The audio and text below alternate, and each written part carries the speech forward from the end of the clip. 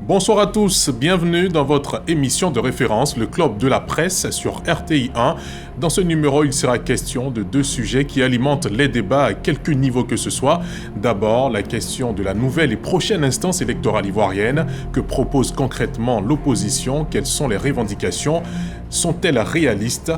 Notre deuxième sujet nous conduira dans les quartiers d'Abidjan concernés par les vastes opérations de déguerpissement menées par les autorités et par certains opérateurs privés. D'Atekoubé à Boribana, de Banco à Cocody, plusieurs milliers de familles ont été affectées par ces opérations. Pour en débattre ce soir, nous recevons Félix Boni, journaliste et chroniqueur. Bonsoir Félix Boni. Bonsoir Ahmed. Merci d'avoir répondu à notre invitation. Je vous remercie. Alafé Wakili, journaliste et directeur général de l'Intelligent d'Abidjan. Bonsoir Alafé Wakili. Bonsoir. Vous avez une très belle chemise. Pour les éléphants. La Coupe d'Afrique remportée par les éléphants dessus. Est-ce que ça augure une victoire pour les éléphants ce soir? Bien sûr. On le verra. Sylvain Guédé-Debailly, vous êtes journaliste et chroniqueur habitué de ce plateau, le plateau du Club de la Presse. Bonsoir et bienvenue. Oui, bonsoir cher Ahmed. C'est moi qui vous salue et je vous remercie pour l'invitation. Plaisir partagé. Vous avez une chemise blanche, ça augure aussi de l'espoir pour la Côte d'Ivoire. Pourquoi pas?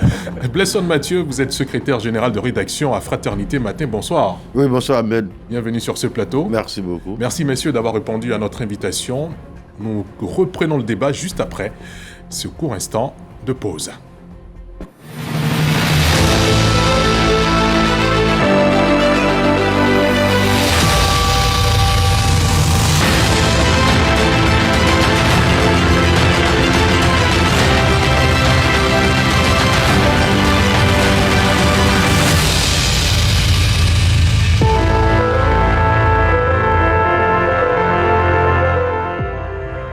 Bienvenue dans le Club de la Presse. Plusieurs partis de l'opposition continuent de réclamer une instance électorale ivoirienne apolitique. Une coalition de la dite opposition fait même une proposition concrète. Alors, que propose-t-elle réellement? Réponse en partie avec Davis Soyo dans cet élément. Au titre du ministère de l'Intérieur et de la Sécurité, le Conseil a adopté une ordonnance portant dissolution de la Commission électorale indépendante, la CEI. Après la dissolution de la Commission électorale indépendante, CEI, plusieurs partis et coalitions de l'opposition ivoirienne se prononcent. Le lundi 8 juin 2026, la présidente du mouvement Génération Capable, Simone Yvick Gbagbo, à la tête d'une coalition a dévoilé un projet de loi organique majeur. Le texte propose un nouvel organe visant à refonder le système électoral en Côte d'Ivoire. Il s'agit de la création d'un haut conseil électoral.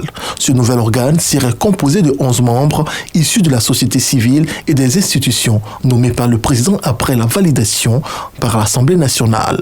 Pour l'ancienne première dame du Côte d'Ivoire, le haut conseil électoral doit comprendre un représentant de la chefferie traditionnelle, du patronat, des organisations des planteurs, du barreau du Côte d'Ivoire, des organisations professionnelles des médias et un représentant du corps syndical. Elle recommande également la création au sein de l'Assemblée nationale d'une commission parlementaire spéciale non permanente chargée de la sélection des candidats du Haut Conseil électoral.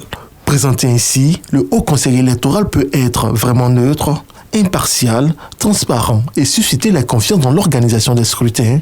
Ce projet a-t-il des chances d'aboutir? Retour sur le plateau du Club de la Presse, messieurs, vous l'avez entendu, il y a une opposition conduite par Simone Yvick Gbagbo qui propose une instance apolitique, composée de façon apolitique. Est-ce que vous pensez que ce projet il est tenable, Félix Boni? Oui, pourquoi pas. Pour moi, si l'opposition ne proposait rien, c'est là que cela posait problème. Mais là, quand on dissout la CEI, que toute l'opposition se met ensemble pour proposer un document de travail, je pense que ce qui a été proposé est un document de travail. Et les autres aussi en face, je dirais le pouvoir et d'autres partis politiques qui n'ont pas participé vont éventuellement ensemble essayer de se retrouver. Et je crois que tout va se passer autour d'un dialogue franc parce qu'eux, ils ont cette proposition, d'autres aussi ont d'autres propositions. J'ai des personnes qui pensent qu'il faut revenir au ministère de l'Intérieur, à la ministère de l'Intérieur.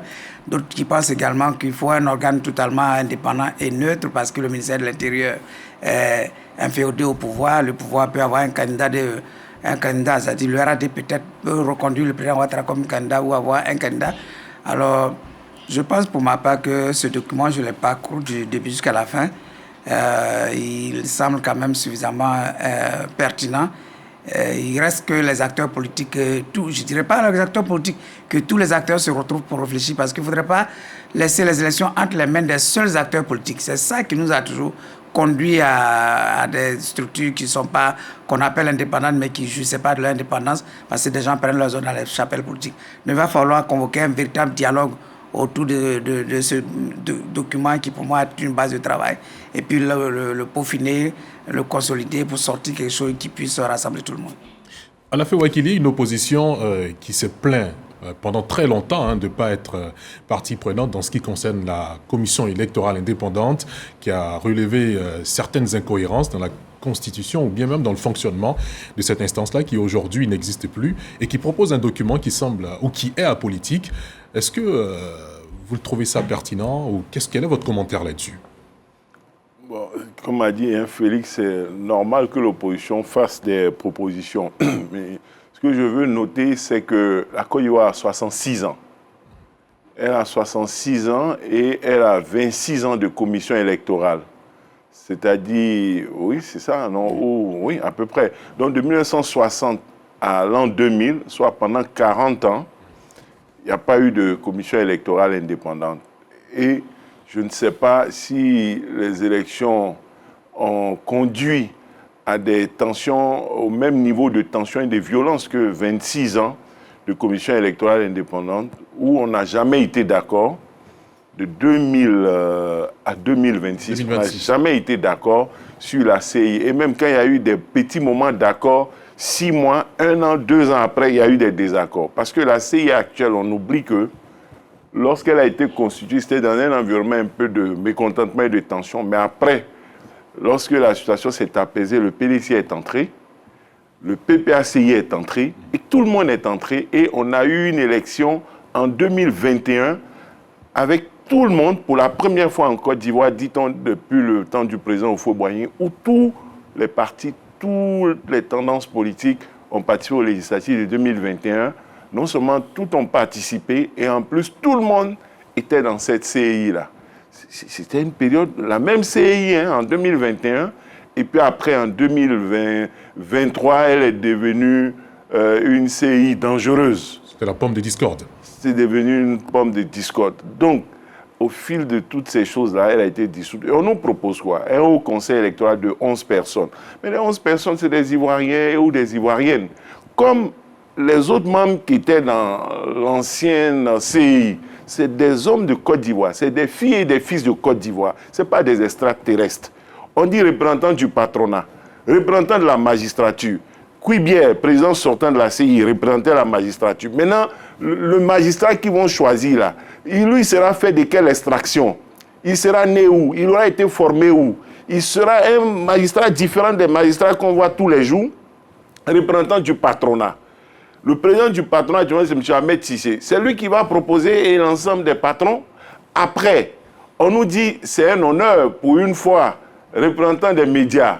Les journalistes seront à la CI. Mais nous, les journalistes qu'on critique tous les jours, on va choisir un et puis on va mettre dedans. Mais j'espère qu'ils vont cesser de critiquer les journalistes avant de nous mettre dedans par une loi. Donc, je ne sais pas ce que 11 personnes vont créer d'extraordinaire par rapport aux autres personnalités qui étaient choisies avant et qui ne faisaient pas de la CI. Et puis, sur quelle base? Pourquoi on ne choisit pas un représentant des paysans, des producteurs de café cacao? C'est eux qui font la richesse de ce pays. Ce sont leurs ressources aussi. Lui qui va être élu va gouverner. Pourquoi on prend le patronat qui font peut-être 20-30% du PIB et les paysans qui font le PIB, on ne prend pas? Il me semble avoir vu un passage comme ça. Bon, il y a les parents d'élèves aussi. Tous les autres, ils ont dit syndicats. Mais en fait, il y a plusieurs catégories de population. Et puis, le genre, les femmes spécifiquement. Et puis, je ne sais pas sur quelle base... C'est pris en compte. Il est défini qu'il faut 5 femmes. Et puis, je ne sais pas sur quelle base les religions ont été exclues. Si. Ils ont mis enfin à nouveau les religions dans les 11. Dans les 11, là. Musulmans. Dans les 11, là. Musulmans et chrétiens. Dans les 11. Oui. Bon, finalement, on revient à l'ancien système. Donc, rien de nouveau sous le soleil, parce qu'il y a eu une CI où il y avait des musulmans, où il y avait des chrétiens et des confessions religieuses, ça a été récusé. Après, on a changé. Donc, on tourne en rond. Je pense qu'il est temps peut-être de sortir de ces choses-là et puis d'essayer quelque chose qu'on a peut-être essayé avant en se faisant confiance aux aux uns et aux autres. Parce que dans les actes, comme j'ai eu à le dire ailleurs, dans les actes de la vie de tous les jours, on se fait confiance. Il se trouve que les gens à qui on fait confiance pour nous juger, pour nous soigner à l'hôpital, pour gérer notre argent à la banque, pour enseigner nos enfants, pour s'occuper de nos âmes, être intercesseur entre nous et Dieu, des gens à qui on fait confiance tous les jours, mais quand il s'agit d'élections, on doute d'eux. On dit qu'ils ne deviennent plus des gens de confiance, on les récuse, on ne les veut plus pour des élections. Moi, je crois que ça ne peut pas continuer. Il faut que chacun soit un peu plus responsable et que la confiance qu'on a pour des gens tous les jours soit maintenue, même lorsqu'on arrive en matière électorale. Sylvain Guédé-Bailly, est-ce qu'il y a des chances d'avoir une instance électorale que l'opposition accuse moins d'être inféodée au pouvoir? Non, le problème n'est pas tant que l'opposition récuse un organe ou ne récuse pas. C'est-à-dire, c'est une affaire de consensus. Aujourd'hui, quelles que soient les démonstrations qu'on peut faire, on est arrivé à un moment où, en Côte d'Ivoire ou un peu partout en Afrique, il n'est plus commode, je dis bien commode, de confier l'organisation d'une élection sensible comme l'élection présidentielle ou l'élection législative au seul gouvernement. Ce n'est pas possible, on a dépassé ce cap. La période où le ministère de l'Intérieur avait organisé les élections, cette période-là, elle est révolue. C'est-à-dire qu'elle nous a amenés jusqu'au multipartisme en 1990. Et c'est à partir de 1990 que les revendications d'une organisation indépendante du pouvoir a été posée, c'est-à-dire une commission électorale. Et sous la transition, on a vu un peu le travail qui a été fait avec une commission vraiment indépendante du gouvernement. Elle a pu organiser des élections qui ont été acceptées la première fois avec un référendum à l'appui. Après, quand on est sorti de la transition, il y a eu la commission de 2001 qui a aussi fait du travail. Et sous cette commission-là, l'opposition avait gagné des élections ici en Côte d'Ivoire et personne n'a eu à redire. Donc, à la vérité, ce n'est pas tant une commission indépendante qui est le problème, mais c'est l'encadrement, c'est tout ce qui accompagne l'organisation des élections. Je crois bien savoir que les revendications que portait l'opposition récemment, ce n'est pas tant sur l'organe, mais c'est sur la manière ou alors les différentes attributions qui permettent à cette commission-là de faire un travail propre. Parce que de toutes les façons, c'est un travail humain. Il ne sera jamais parfait. Mais au moins, on peut s'organiser autour d'un consensus, on peut s'accorder au moins sur quelque chose acceptable. Je dis bien acceptable et pas accepté. Acceptable par tout le monde.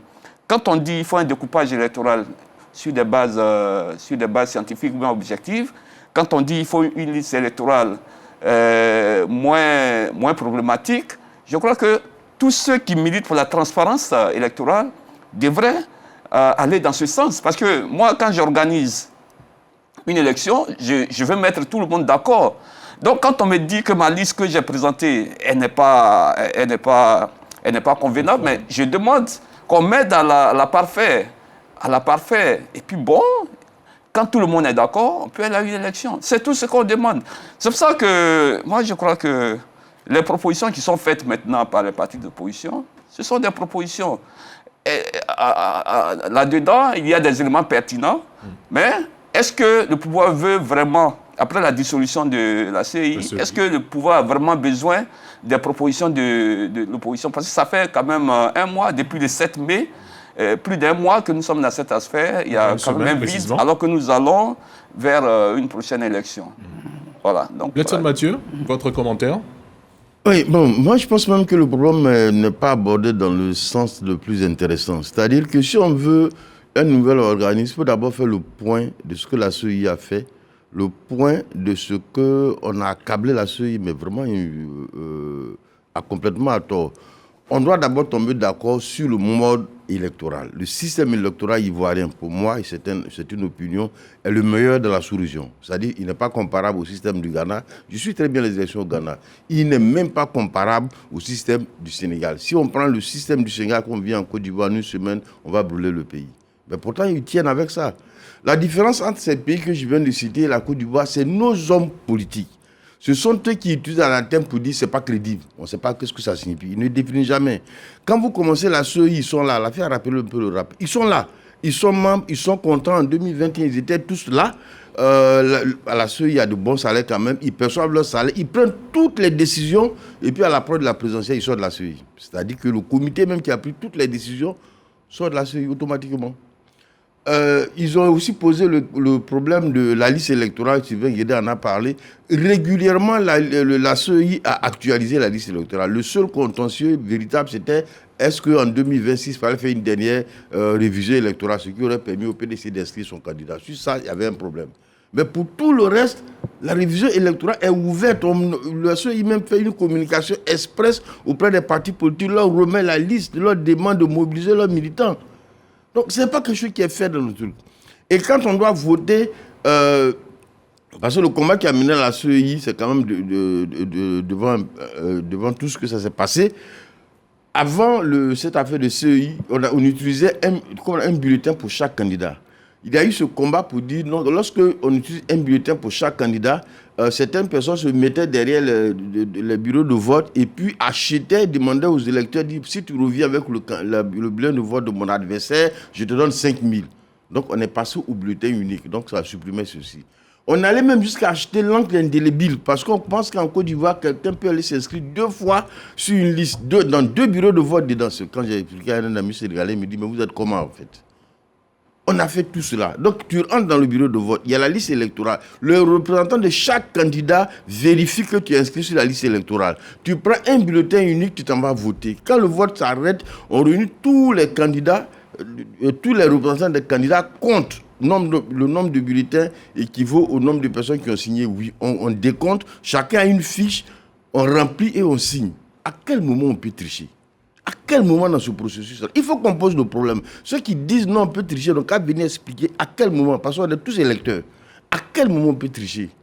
Lors des dernières présidentielles au Ghana, l'équipe de reportage de Fraternité Martin qui était là-bas, que moi je dirigeais à partir d'Abidjan, cherchait tous les documents nécessaires pour accéder. Quand ils sont arrivés, ils ont vu que c'est en pleine rue, avec des bâches que des gens organisaient les élections. Des gens venaient voter là et puis dépouillaient là. Et automatiquement, les résultats étaient communiqués dans les médias. Au Sénégal, la télévision nationale et la radio nationale, ça, comment on appelle ça, signe des contrats, ou je sais plus trop, en tout cas avec les médias de proximité. Et puis, chaque bureau de vote, il y a un reporter qui donne les résultats automatiquement. C'est-à-dire, ce que je ne comprends pas en Côte d'Ivoire, c'est quand on a fini de voter dans un bureau de vote, chaque candidat a son représentant et il a le PV. Donc, les candidats ont le résultat. Toutes les crises qu'on a eues, on met sur la CEI. Ce n'est pas la CEI. Sylvain l'a dit en 2000, on a fini les élections. Quand la CEI a proclamé les résultats, c'est Babo qui avait gagné. Guy qui était président a dit non, lui n'est pas d'accord. Il a pris les résultats, il a donné à Tiakone et à son âme. Tiakone a barré, comment on appelle ça, les résultats de tout le pays BT pour arriver à un résultat qui favorisait Guy. Les gens sont sortis, Guy a fui. Ça, c'était la crise de 2000. En 2010, l'autre crise, c'est la même chose. La CEI a fini d'organiser les élections. Premier tour, publier les résultats. Deuxième tour, Bédier, qui est venu en troisième position, dit « Je soutiens Ouattara ». Quand on finit les élections, la question c'était de savoir comment allait réagir le pays baoulé. Ils ont tous basculé pour le candidat Ouattara. On donne les résultats. Bon, Babo envoie ça à Paul Yaoundé qui supprime tout le nord et pratiquement la moitié du centre. Et dit si on supprime ça, alors Babo a gagné. Bon, les gens sont sortis, ça a eu des coups de feu, ça donne la crise. Donc, ce n'est pas tellement la CEI. Le système électoral ivoirien, pour moi, est le plus performant. En tout cas, par rapport à la sous-région. Le problème, c'est les hommes politiques qu'on a. C'est bon, c'est les hommes politiques qu'on a. Ils sont là au début, et puis bon, ben, vers la fin, certains même là, quand ils parlent d'élection, ils passent à insurrection. Le mot élection signifie dans leur esprit insurrection. Quand vous voyez ce qui s'est passé en 2020 et 2025, qu'est-ce que la CEI a fait dedans? Rien du tout. C'est bien compris. Les crises ont lieu avant le scrutin. C'est bien les compris. gens étaient dans un esprit insurrectionnel. D'accord, même si Donc, les si on ne Morim pose pas ces problèmes-là et qu'on va encore aller chercher... on ne souhaiterait pas que ce soit... à la fin, il a dit, le président de la CEI est un magistrat. Donc même si vous prenez quelqu'un, on dit c'est un planteur ou un journaliste, ça dit on me prend, dès que je vais devenir président de la CEI, ça a marché, mais quand les présidentiels vont arriver, on va dire que je suis proche à la fin ou que je suis proche de la merde, bon, enfin, franchement, quoi. Voilà. Ce sera toujours les mêmes problèmes. Oui. Alors, Félix Boni, quelle CEI pour enfin redonner confiance, plutôt quelle instance électorale pour redonner confiance aux Ivoiriens, aux acteurs politiques, pour qu'on ait des élections beaucoup plus paisibles en Côte d'Ivoire? Moi, je ne suis pas d'accord avec mon grand frère Blesson qui dit qu'on a un système électoral aussi performant, si c'était aussi performant. Pourquoi? Je ne crois pas que non seulement l'opposition aurait remis en cause ce système, et je ne crois pas aussi que le président aurait cédé en dissolvant ce système électoral. C'est le président qui a dissous la CEI. Il a dissous la CEI parce que cette CEI était au centre de toutes les critiques. Et cette CEI-là, depuis que la CEI a été mise sur pied, en dehors peut-être des premières élections qui n'ont pas eu de soucis, toutes les élections, elles ont remis en cause la CEI. La CEI est l'émanation de la CNE, Commission nationale électorale, qui après s'est mise à CEI avec les composantes des partis politiques. Et chaque fois, il y a un camp qui reproche à la CEI d'avoir une majorité proche d'un autre camp. Et donc, c'est comme un gâteau qui est avec un partage inégal. Aujourd'hui, quand vous regardez la CEI, l'ex-CEI, il y a un représentant du président de la République.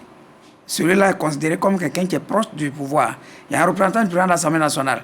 Quand l'Assemblée nationale est contrôlée par le parti au pouvoir, on le considère comme un partisan du pouvoir. Il y a un représentant, je crois, du ministère de l'Intérieur, plusieurs institutions. Après ça, arrivent les représentants des partis politiques, ceux-là même dont chacun veut contrôler cette CEI. Moi, je crois que c'est un appareil qui ne pouvait jamais faire l'unanimité. La CEI n'a jamais été indépendante.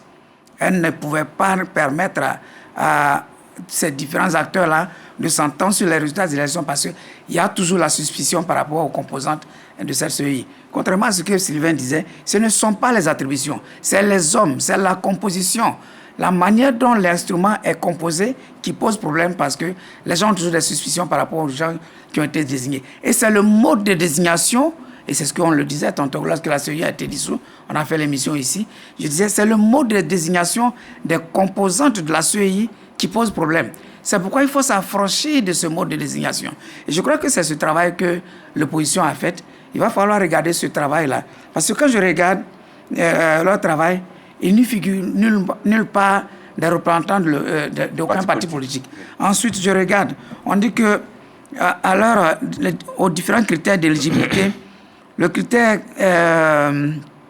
3 dit jouir de ses droits civiques et politiques et avoir un casier judiciaire. Non, le critère 4, excusez-moi, il y a un critère qui manque. Le critère 6 dit n'avoir jamais de membre d'un parti politique, n'avoir jamais été membre d'un parti politique et avoir affirmé publiquement une sympathie pour un parti politique.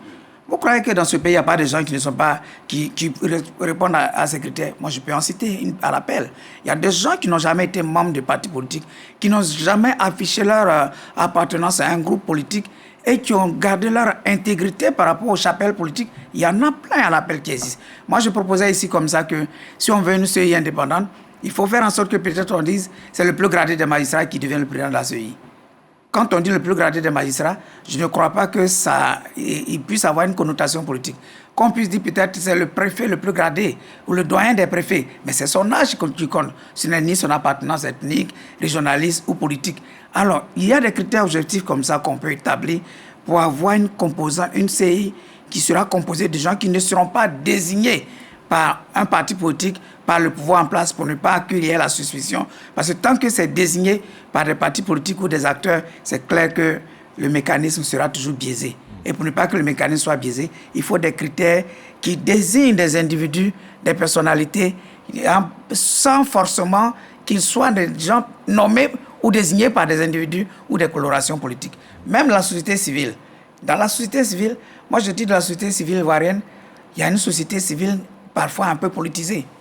Il y en a qui pactisent avec les partis politiques. Il y en a par contre qui sont très objectifs Et quand on est là, nous sommes tous des journalistes, à la fait Bledson, ils savent qu'il y a des gens ici qui ont une certaine probité, une certaine distance vis-à-vis des chapelles politiques. Il y en a pour désigner pour qu'on puisse avoir ne serait-ce que 11, 12 ou 15 personnes pour figurer dans un organe indépendant pour organiser des élections apaisées. D'accord. Alafé Ouakili, est-ce que l'instance électorale que vous entrevoyez est celle que définit Félix Boni? Non, parce que finalement, on change les hommes. Lui-même, il a dit que la CI, ça a été des crises. Maintenant, on choisit 11 personnes, 11 super ivoiriens, 11 personnes. Pas forcément 11, on peut aller au-delà de 11. Ça, c'est leur proposition. 11 super ivoiriens, 11 ivoiriens intègres, n'ayant aucun lien avec les partis politiques, 11 super ivoiriens sur les 30 millions, vraiment 11 super ivoiriens. Maintenant, supposons que c'est dans 6 mois, dans le contexte actuel, regardez la représentation à l'Assemblée nationale, hyper dominée par le RHDP. Il y a un autre groupe et il y a le PDCI. Ça veut donc dire que le groupe de Simone et PPAC, ils ne sont pas à l'Assemblée nationale, ils n'auront aucune voix dedans. Donc, c'est l'Assemblée nationale qui va faire une présélection. Ils ne sont même pas là-bas pour agir là-dessus. Ils ne sont même pas là-bas pour contrôler. L'Assemblée nationale va faire une présélection et puis le président de la République va valider. Est-ce qu'on aura évolué? Les 11 personnes là, ils sont sûrs, l'opposition, qu'ils peuvent contrôler les 11 personnes là. Et ils ont donné le cadre, on vote la loi. Si on veut leur faire plaisir, ok.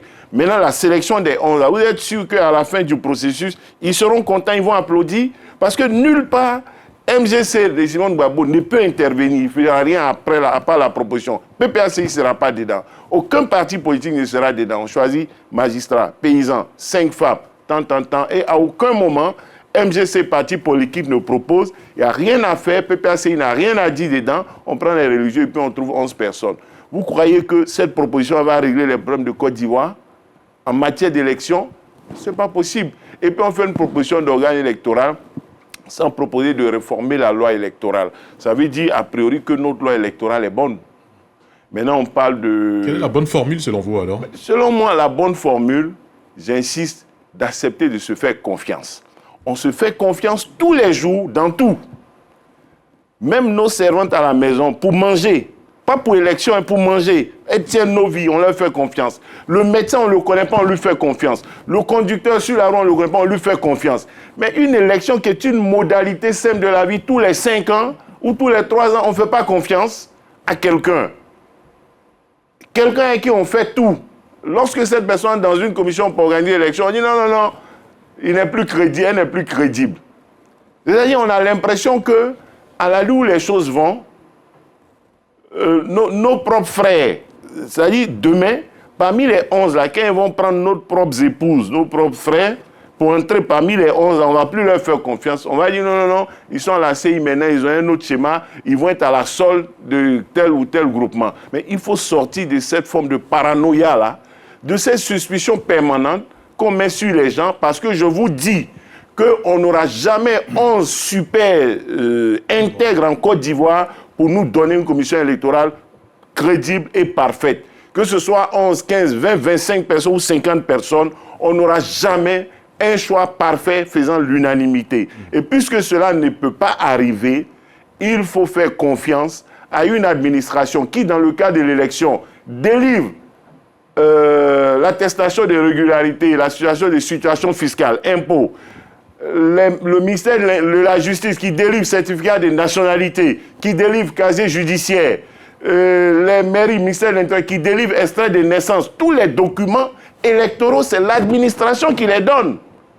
C'est l'administration qui donne tous les documents électoraux qu'on met à la disposition, qu'on met dans des 11 personnes. Mais si elle est capable, si elle est sérieuse, si elle est crédible pour produire tous les documents qu'il faut, si elle est crédible dans la vie de tous les jours pour travailler, mais pourquoi en matière électorale, elle serait incompétente et incapable? Pourquoi elle cesserait d'être crédible et digne de confiance lorsque l'élection arrive, alors qu'elle fait en elle-même 60% ou 70% de l'élection à travers la police, l'armée, la gendarmerie, l'argent qu'elle fournit à la CI de 11 personnes. C'est l'État et l'administration qui fait tout, qui assure la sécurité de la CI, qui convoie les urnes, qui fait tout à 90%.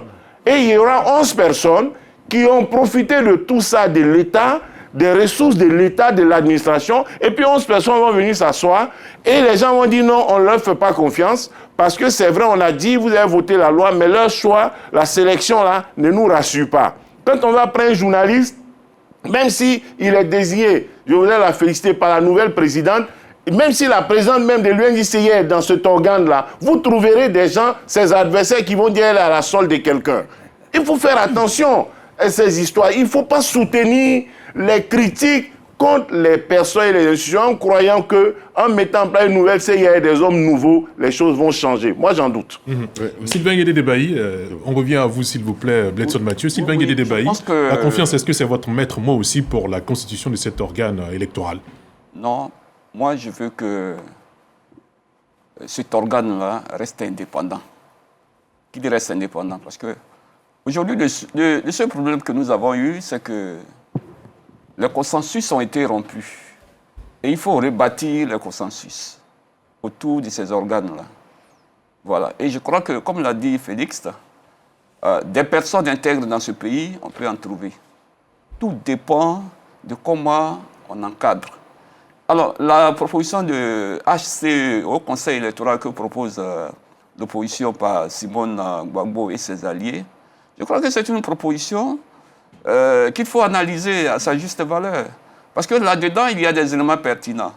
Une autre opposition peut faire des propositions. C'est l'ensemble de ces propositions-là qui vont nous permettre d'arriver à un consensus. Mais aujourd'hui, construire un narratif pour dire qu'il faut confier l'élection en Côte d'Ivoire au ministère de l'Intérieur, je crois que c'est révolu parce que nous avons démontré par nos façons de faire, par nos façons d'agir, que la confiance qu'on peut accorder au ministère de l'Intérieur, cette confiance, elle est rompue.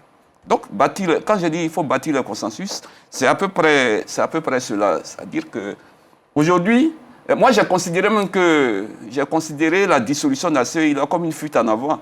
Il y a un certain nombre de griefs qui étaient posés à la CEI. Et ces griefs ne sont pas insurmontables. On dit une liste électorale consensuelle, ou bien une liste électorale révisée. On dit il faut exclure les politiques, parce qu'on a vu qu'à l'expérience, les politiques, même quand ils intègrent la CEI, ils ne peuvent même plus rendre compte à leur mandat, qui sont les partis politiques, à quoi leur présence sert à quoi à ce moment. Donc il faut exclure les politiques. Il faut en tout cas réorganiser cette CEI-là de sorte que le pouvoir ne pèse pas plus. C'est-à-dire les entités qui représentent le pouvoir ne pèsent pas plus dans la balance que les autres qui sont parties prenantes à l'élection. C'est simple.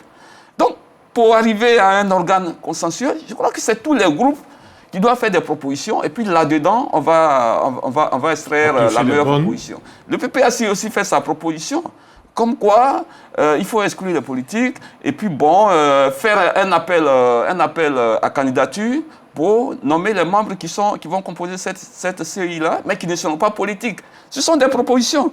Donc, quand on dit que, oui, moi j'aime bien la façon de simplifier de Bledson, mais c'est pas ça. On a fait un parcours ici avec la CEI, on sait à peu près ce qui a marché et on sait ce qui n'a pas marché.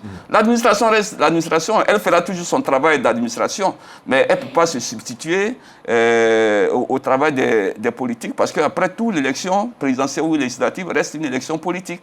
D'accord, c'est bien compris. Bledson Mathieu, quel est votre idéal d'organe? Pour moi, l'idéal, c'est vraiment quand on cherche à être d'accord. Est-ce que le système électoral qu'on utilise, il est bon? Est-ce qu'on doit le changer? Est-ce qu'on doit l'améliorer? Avant même de parler de structure qui va coordonner ou qui va diriger les élections. Si on est d'accord qu'actuellement, rentrer dans un bureau de vote, avoir le représentant de tous les candidats, avoir une liste électorale unique, avoir un encre indélébile, voter et compter sur place, donner les résultats aux représentants de chaque candidat. Quel est l'impact de ce que chaque candidat ait le résultat? C'est parce qu'on ne peut plus rien falsifier. C'est aussi pour ça que les 2 fois où le judiciaire est intervenu dans la publication des résultats, tout ce qu'ils ont pu faire, c'est de supprimer les résultats, parce que tu ne peux pas modifier. Chaque candidat a les résultats. C'est aussi la raison pour laquelle ceux qui se sont pompeusement déclarés comme vainqueurs, même quand la crise finit, c'est vrai, tu peux venir dire, bon, à l'époque, voici les preuves que j'ai gagnées, mais comme tu étais fort, tu m'as frappé. Mais au moins, voici les preuves. Mais ils ne peuvent plus revenir là-dessus parce que tous les candidats ont leurs résultats, que ce soit aux législatives, que ce soit aux municipales, que ce soit à la présidentielle, tous les candidats ont leurs résultats et les résultats là sont sincères. Tu ne peux pas les falsifier. Donc cette affaire de CEI qui organise là, c'est juste un consortium de cadres qui sont là. Bon, c'est vrai que notre CEI aussi, je n'ai jamais compris quoi cette affaire de dire on prend les résultats pour aller compiler, comme s'ils pouvaient jouer là-dessus. Peut-être qu'il va falloir faire comme au Ghana, je l'ai suivi, comme au Sénégal, où au sortir du bureau de vote, automatiquement on publie les résultats. Parce qu'il n'y a même pas de structure, c'est-à-dire que vous prenez les résultats d'un bureau de vote à Cocody, vous l'envoyez au siège de la CEI, c'est les mêmes résultats qu'ils vont publier. Mais ils vont créer un mythe pour mettre tout le monde à 22h, à 23h, comme si entre là où moi j'ai voté et là où on déclare les résultats, quelqu'un pouvait agir sur ces résultats. Techniquement, c'est pas possible. C'est qu'il faut corriger. Donc moi, ce que je pense qu'on doit faire, c'est d'abord... C'est plus un problème de loi électorale, de procédure que de CI. Beaucoup de problèmes... La loi qu'il faut actualiser. Beaucoup de problèmes auxquels on a été confrontés ne sont pas l'œuvre du CI, mais il faut qu'on parle de ces problèmes-là. On a eu ce qu'on appelait l'exclusion d'un certain nombre de candidats. On s'en va vers 2030. Le pays, c'est pour nous. On peut décider de dire, écoutez, ce qu'on va faire désormais, si un parti comme le PDCI, comme le PPAC ou comme le RADP présente un candidat, on n'a qu'à valider. Moi, j'ai aucun problème avec ça. Mais qu'on évite, qu'est-ce qu'il faut faire pour que peut-être un groupe d'Ivoiriens ne se sentent pas exclus parce que ceux en qui se reconnaissent n'ont pas pu être candidats. Ça, on doit poser le problème maintenant. Voilà. C'est bien compris. Monsieur, malheureusement, c'est un sujet qui passionne, mais on a besoin d'avancer dans cette émission. Nous quittons maintenant le terrain politique pour aborder une question qui touche directement le quotidien de milliers de familles ivoiriennes. Depuis plusieurs mois, les autorités conduisent d'importantes opérations de déguerpissement dans le district d'Abidjan. Selon le gouvernement, ces actions répondent à des impératifs de sécurité, d'assainissement urbain et de prévention de catastrophes. Mais pour des milliers d'habitants concernés, elles se traduisent par des pertes de logements, d'activités économiques et parfois même de repères sociaux. Alors la commune d'Abidjan fait-elle face à une opération de salut public ou à une urgence humanitaire? Réponse en partie avec David Soyo. Juste après cet élément, on se retrouve. Une nouvelle vague de démolition et déguerpissement a frappé plusieurs quartiers précaires et zones à risque d'Abidjan depuis le début du mois de mai 2026. Boussandougou, Kisangani, Belleville, Alakro, Gobelé dans la commune de Cocody. Le marché de gros de Siporès dans la commune de Yopougon, le quartier de Vredi 3, communément appelé Zimbabwe dans la commune de Port-Boué, y compris le quartier Oufoué-Boigny, plus connu sous le nom de campement à Koumassi. Justement, le déguerpissement de Koumassi suscite de vives polémiques. District, mairie, gouvernement affirment être étrangers à cette opération. Opération menée à l'initiative d'un opérateur économique privé répondant au nom de Jacques Bro à Louis. L'intervention serait la conséquence d'une décision de justice rendue à sa faveur. Bilan, plusieurs familles sont dans la détresse. Ce dernier affirme dans une vidéo sur la toile disposer de plus de 30 hectares en présentant des documents. Documents récusés par les autorités. Ce mercredi 10 juin, dans un communiqué, le procureur de la République près du tribunal de première instance d'Abidjan a instruit ses services pour diligenter une enquête afin de faire la lumière sur cette affaire. Le nommé Jacques Bro à Louis est activement recherché. L'affaire suscite colère, incompréhension et consternation chez déguerpis et population.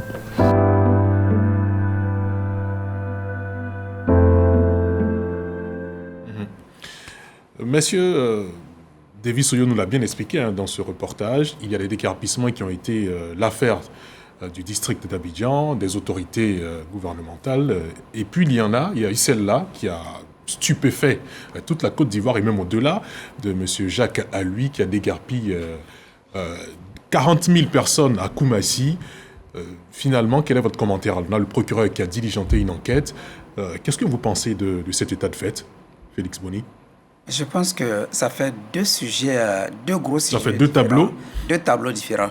Parce que si on doit parler de déguerpissement de campement, c'est un sujet carrément à part qui n'a rien à voir avec le déguerpissement entamé par le district d'Abidjan. Parce que c'est deux tableaux totalement différents. Un tableau où un individu se lève pour venir casser toute une zone en se disant 34 hectares. Voilà, 34 hectares, il n'en a cassé que 10 hectares. Hein. C'est-à-dire qu'il a encore 24 hectares encore il va venir achever son travail certainement bientôt. On l'attend.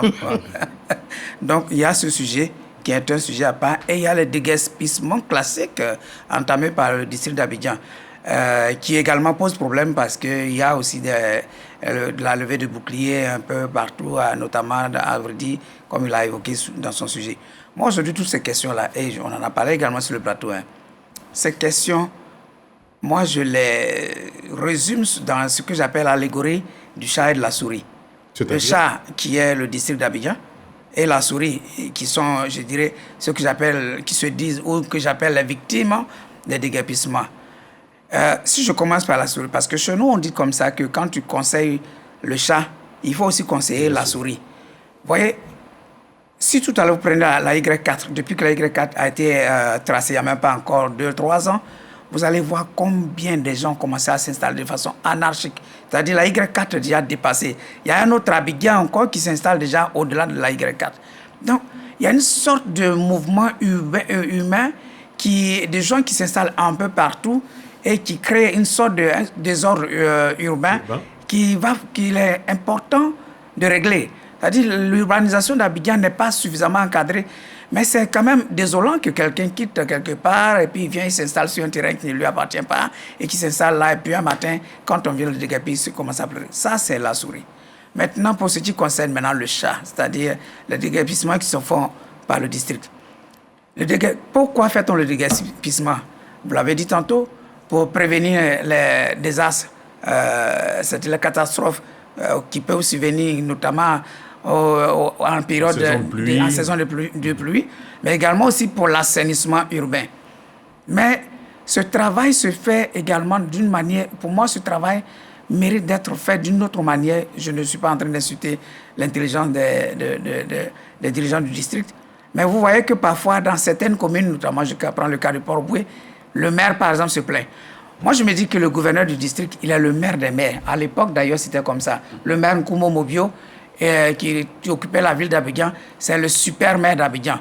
Donc, quand il y a un travail comme ça qui se fait sur le territoire d'Abidjan par le gouverneur du district, je me dis que ses premiers conseillers, ça doit être l'ensemble des maires de la commune. Ils se retrouvent, ils s'entendent, ils planifient, ils organisent, ils tiennent compte de tout ce qui peut être anticipé comme, j'allais dire, problème, facteur humain. Parce qu'au-delà, si on veut déguerpir pour prévenir des catastrophes humains, il ne faut pas aussi créer des désastres humains. Parce que quand on regarde un peu la manière dont les déguerpissements se passent, quelque part, ça crée un problème. Le mouvement des populations, les destructions de biens économiques, et c'est même parfois même de façon très dramatique. Vous prenez le cas de M. Aloui, c'est vraiment un drame. Un drame, moi j'habite pas trop loin de là, on a vu ce drame humain, toutes ces personnes qui déferlaient, qui ne savaient où aller. Et malheureusement pour ces personnes, le même soir, il y a eu une très forte pluie qui a détruit tout de ce qu'ils ont laissé dans les gravats. Donc c'est pour dire qu'il faut donner un visage vraiment humain et il faut vraiment mener ces opérations de façon concertée entre élus et gouverneurs. Et je crois que quand l'homme est au centre des décisions, il n'y a rien qui puisse... il n'y aura pas de critiques qui puissent être faites qui tiennent. Alafi Wakili? Oui, je pense qu'effectivement, on devrait aller dans ce sens. Mais Félix a dit tout à l'heure que, parlant de la Y4, il a décrit l'occupation anarchique qui commence, qu'il faut peut-être dès maintenant empêcher. Anticiper. Il faut anticiper, bloquer ça. Bon, maintenant, lui-même, il dit des gens sans titre ni droit, ils colonisent ces espaces. Bon, au moment de prendre des mesures, le même problème humain va se poser. On dit non, bon, si vous les enlevez, alors qu'ils n'ont aucun titre ni droit, ils s'en vont coloniser les lieux, investir, ils s'installent. Donc, la question est là, à quel moment on intervient. Et c'est le fait de prendre en compte l'aspect humain qui fait qu'on laisse 1 mois, 2 mois, 3 mois, 6 mois, 1 an, ça fait 20 ans, et puis le problème devient gravissime, on ne peut plus bouger. Puis un matin, quelqu'un décide, bon, il prend sur lui tous les coups, il dit non, il faut peut-être régler. Peut-être il agit mal, il le règle mal. Il agit pour 20 ans, 30 ans, 50 ans de laisser aller, 30 ans d'humain, trop humain. Et puis ça bouge, il prend les coups. Mais c'est des problèmes qui sont là depuis longtemps. Les maires voient, le district voit. L'idéal serait effectivement, comme il dit, se concerter. Mais est-ce que les objectifs sont les mêmes? Un maire, il est élu. Il a une population électorale, il peut prendre une prochaine élection. Le district, je ne sais pas si c'est une anomalie ou si c'est normal, il est nommé.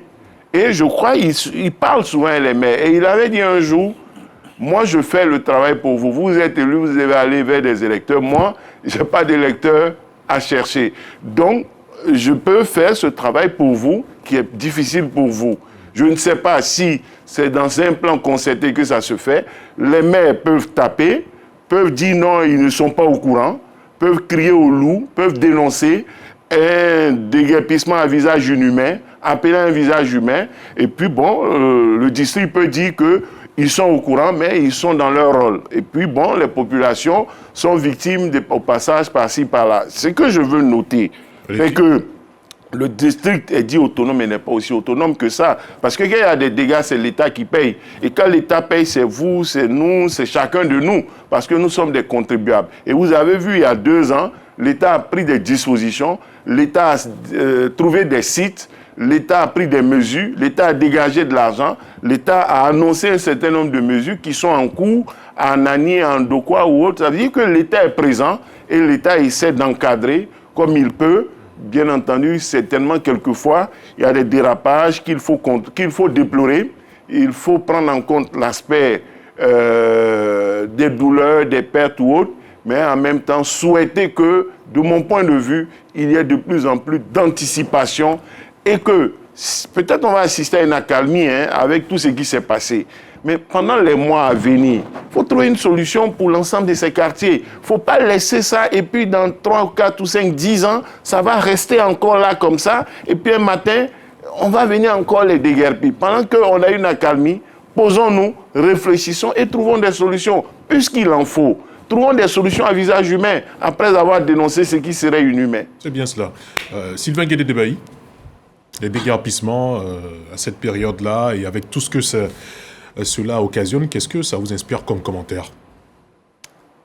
Oui, je pense que sur le sujet, tout a été dit, tout a été dénoncé. On a présenté cette opération-là comme un drame. Et effectivement, quand vous allez sur le terrain, c'est choquant. C'est choquant de voir des habitations ainsi écrasées à la machine. Vite à néant. De voir des enfants, de voir des femmes, des personnes vulnérables sous la pluie, de les voir des baluchons à la tête, ne sachant où aller. Ça, ce n'est pas un visage que la Côte d'Ivoire doit présenter. Je crois qu'aujourd'hui, nous sommes devant le fait accompli. Tout a été démoli. Et je regardais des vidéos sur les réseaux sociaux et puis bon, il y a une qui m'a interpellé, un Européen qui commentait cette actualité et qui a dit que Koumassi Campement a été détruit à l'aide de papiers falsifiés. Vous voyez émotionnellement comment ces mots-là sont chargés. C'est-à-dire dans notre pays, il y a des gens qui peuvent falsifier, c'est-à-dire passer outre la justice et puis faire ce travail-là. Moi, de mon point de vue, je crois que ce n'est pas une bonne image pour la Côte d'Ivoire. Au-delà de tout ce qu'on peut dire, ce n'est pas une bonne image pour la Côte d'Ivoire. Et la parole publique, la parole de nos autorités doit rester la parole de nos autorités. La parole de nos autorités doit montrer que chaque citoyen, quoi qu'il soit, pauvre ou riche, a des droits.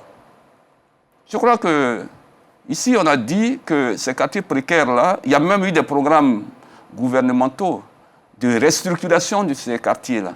Mais on n'a pas vu ces programmes. Ces programmes, on ne les a pas vus à l'exécution. Et c'est plutôt ce spectacle-là qui nous a offert. Je crois qu'on lutte beaucoup pour la sécurité en Côte d'Ivoire, mais ça, c'est un phénomène, ce qui est fait là, mais c'est une autre démonstration de l'insécurité, parce que quand vous avez aujourd'hui des habitations qui sont détruites, ben, ces gens, où ils vont? Quand ces destructions ne sont pas encadrées, mais on crée encore plus d'insécurité. Vous voyez, et vu de l'extérieur, ce n'est pas bien, parce qu'aujourd'hui, les gens de l'extérieur m'ont dit, ben, en Côte d'Ivoire, tu peux avoir un bien aujourd'hui, puis demain, il peut être détruit. Est-ce que c'est ce détail-là que nous voulons construire? Donc, il y a un discours sur la restauration de la sécurité, il y a un discours sur la protection des droits de l'homme, mais je crois qu'il faut lui donner du contenu. Et lui donner du contenu, c'est prendre en compte le droit des gens. Moi, je pense que ces choses-là peuvent être organisées. Dans tous les pays du monde, il y a des déguerpissements. Dans tous les pays du monde, il y a des quartiers pauvres. Mais pour faire ce genre d'opération, le district d'Abidjan, en début d'année, a fait ici une conférence de presse pour dire que désormais, ces actions-là doivent être concertées. On n'a pas vu la concertation. On voit des déguerpissements à la sauvette. Je crois qu'il faut revenir à nous-mêmes et maintenant poser le problème de la prise en charge de ces personnes-là. Parce qu'elles ne vont pas rester indéfiniment sous la pluie. Il faut leur trouver des abris. Et il faut cesser ce discours hypocrite qui consiste à dire que non, ce n'est pas l'État, c'est quelqu'un qui est venu, qui avait des papiers, qui a fait ci, qui a fait ça. Et cette personne-là, le lendemain, la justice vient le contredire. Vous voyez, ce n'est pas normal. Ce n'est pas normal et prochainement, je crois qu'il faut faire autrement. On peut d'abord trouver des abris. On peut même construire des tentes provisoires pour rassembler les gens et puis après procéder à ce genre d'opération. C'est possible. C'est bien compris. C'est possible. Bledson Mathieu, ouais, je crois, surtout sur le cas Jacques Alui, quel est votre commentaire? Non, d'abord, avant de venir au cas Jacques Alui, je voulais quand même parler aussi au district qui a pris ces initiatives et qui en fait sont justifiées. Allez-y. Mais qui n'arrivent pas à communiquer. Ils ont un service de communication, même une direction de communication. Et quand on déguerpit, les gens qui sont déguerpis, on n'a pas été informés.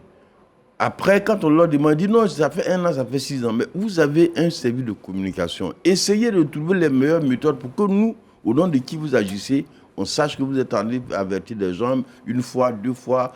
Les mêmes canaux par lesquels ceux que vous allez casser, dont vous allez casser la maison vont parler. Vous aussi utilisez ces canaux-là parce que vous n'agissez qu'en notre nom, au nom du citoyen, au nom du contribuable. Mais lorsque vous cassez la maison de mon frère et qui dit « j'ai pas été informé », moi je suis choqué. Bon, après, on dit non, on est choqué. Donc, ils n'ont qu'à revoir leur méthode de communication et puis les méthodes de prise en charge des victimes. Et ils sont venus s'installer là, on n'a pas agi à temps. Donc, autant peut-être être d'accord avec Alafé et Félix pour dire qu'il faut éviter à la vie. Mais ils sont déjà là.